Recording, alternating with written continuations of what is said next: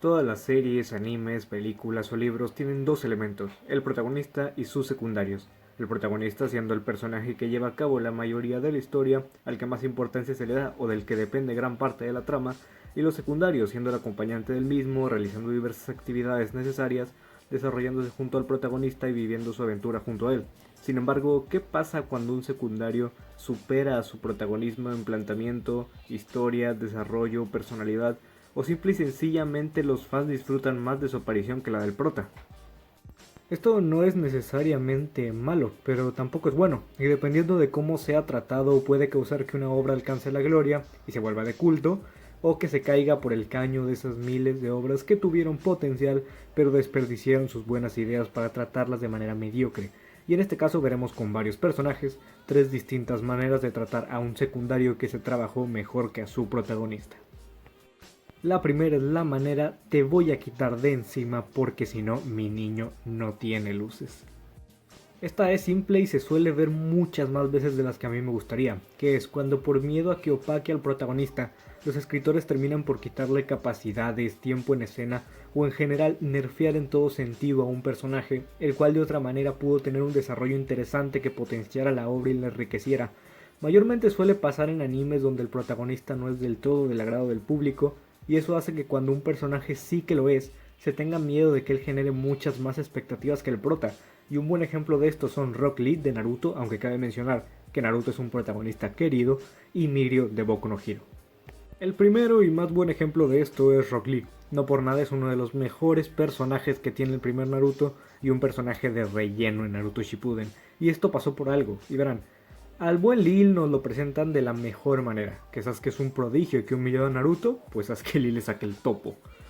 En serio, la paliza que le metió al hermano del mangaka posdata de Kyodai fue una de las más grandes muestras de habilidad que alguien nos dio en su saga, y por si fuera poco luego vino el Gaara vs Lee, que Dios mío. Miren, una de las mejores cosas del examen Chunin fueron que pese a que Naruto es el protagonista, su pelea es de las menos importantes de todas. Le dieron todos los focos a Lee en una pelea con un demonio que nadie más podría derrotar o ni siquiera sobrevivir a él. Y ahí nos dan la noticia de que Lee es un perdedor, que jamás ha podido usar ninjutsu ni genjutsu y que es exactamente igual a su maestro, pero que por eso él es el especialista en taijutsu más grande del mundo, que llegó hasta donde está con disciplina, valores, perseverancia, y nos da una de las muestras más espectaculares de poder de nuevo, abriendo las puertas y comenzando un auténtico espectáculo. Sí, Lee perdió, pero aparte de que perdió por órdenes del guión, su descenso también fue hermoso porque nos mostró que el personaje sabe perder, que aún después de caer no se rinde y que tiene suficiente fuerza de voluntad para incluso ya noqueado levantarse únicamente por el cúmulo de sentimientos. Es que Dios, Lee era una bestia. ¿Y qué hizo Kishimoto con él?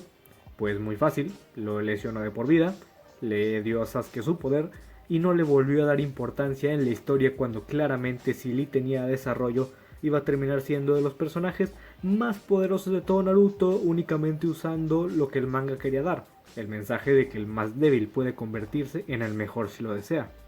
Mirio es otro ejemplo perfecto de esto, pues él no nació sin Kirk como Deku, pero sí nació con uno de los más difíciles de usar, y que incluso podía llegar a matarlo. Posiblemente es el Kirk más difícil de todo Boku no Hero, pero el chico nunca se rindió, aprendió de sí mismo y se superó hasta conocerse como uno de los tres grandes de la UA, alumnos tan destacados que eran conocidos como la cima de esta escuela. Y no solo eso, cuando Mirio le da una paliza a todos los alumnos de la clase A, Aizawa dice textualmente que Mirio es el más cercano al puesto 1 contando profesionales.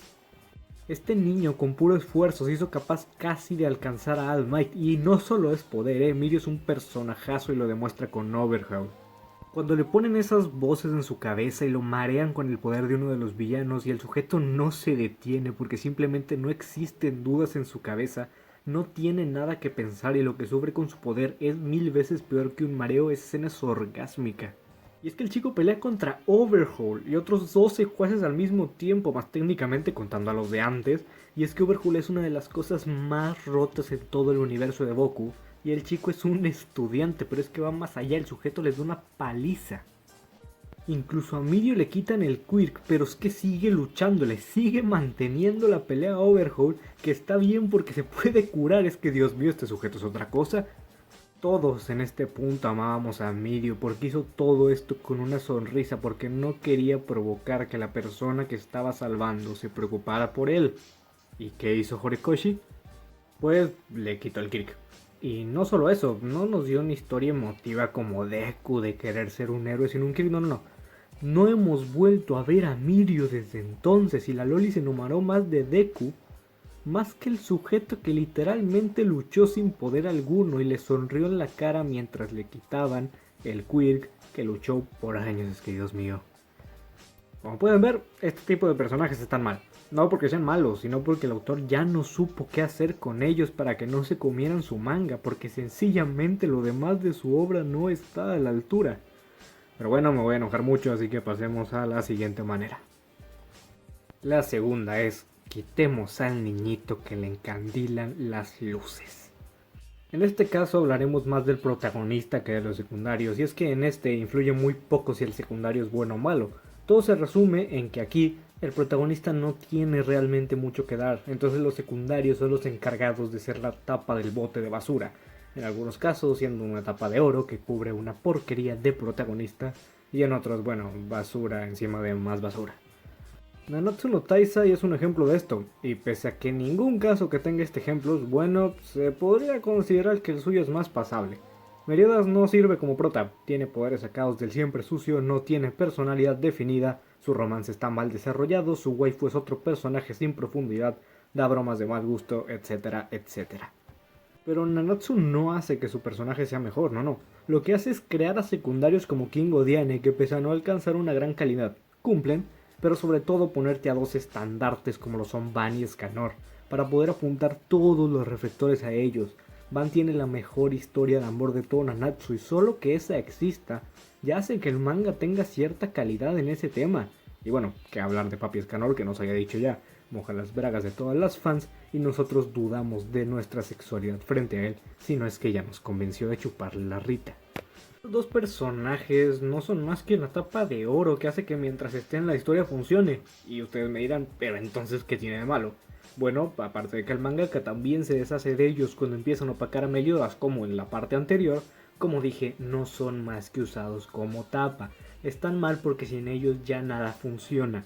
Obras maestras como Full Metal pueden mostrar personajes secundarios y siguen con el mismo ritmo, pero es que luego la historia vuelve a Edward y sigue exactamente igual. Pero Nanatsu no. En Nanatsu si no está ellos todo se va al caño porque el rubio pervertido no puede cargar con el peso de su anime y termina sucumbiendo ante los dos personajazos.